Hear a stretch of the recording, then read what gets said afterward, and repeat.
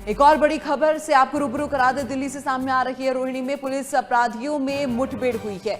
जवाबी फायरिंग में दोनों अपराधी गंभीर रूप से घायल हो चुके हैं। टिल्लू ताजपुरिया गैंग के 2 साथी गिरफ्तार किए गए। तो हत्या के मामले में फरार थे दोनों अपराधी, जिन्हें गिरफ्तार कर लिया है। अब उनसे पूछताछ की जाएगी और कई बड़े खुलासे होने की संभावना जताई जा रही है। दरअसल सूचना के आधार पर टीम का गठन किया गया, जिसके बाद टीम मौके पर पहुंची और पुलिस अपराधियों में मुठभेड़ होती है। हत्या के मामले में फरार थे दोनों अपराधी, जिन्हें आखिरकार गिरफ्तार कर लिया गया है। तो जवाबी फायरिंग में दोनों अपराधी घायल बताए जा रहे हैं, जिन्हें अस्पताल में भर्ती कराया गया। दरअसल अब पूछताछ की जाएगी और कई बड़े खुलासे होने की संभावना जताई जा रही है।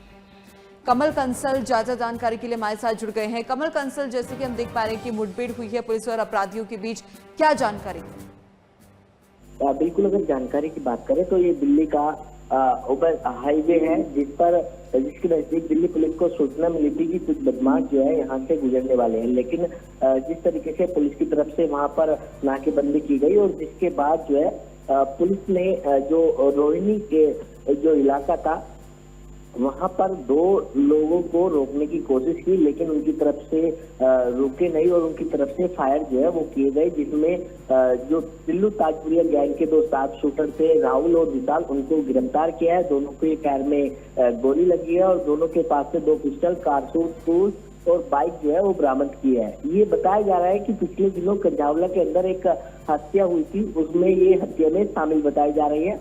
पुलिस अभी इनको हॉस्पिटल लेकर गई है। अभी इनकी जो है वो जो इनको की पैर में गोली लगी है, तो इनको उपचार के लिए हॉस्पिटल लेकर गई है और उसके बाद इनसे पूछताछ की जाएगी कि आखिर जो ये हत्या की गई थी, हरीश हत्याकांड हुआ था, उसमें इनका क्या इन्वॉल्वमेंट था और क्यों उसकी हत्या की गई थी। जी, और क्या अपराधियों के पास से किसी भी तरीके का कोई सामान भी बरामद हुआ है, किसी तरह के हथियार बरामद हुए हैं, कोई जानकारी इससे लेकर?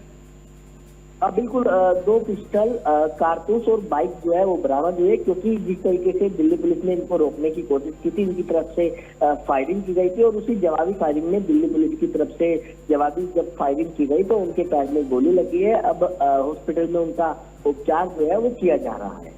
और पुलिस की तरफ से किसी तरीके का कोई स्टेटमेंट सामने आया है मुठभेड़ को लेकर, इस पूरे प्रकरण को लेकर?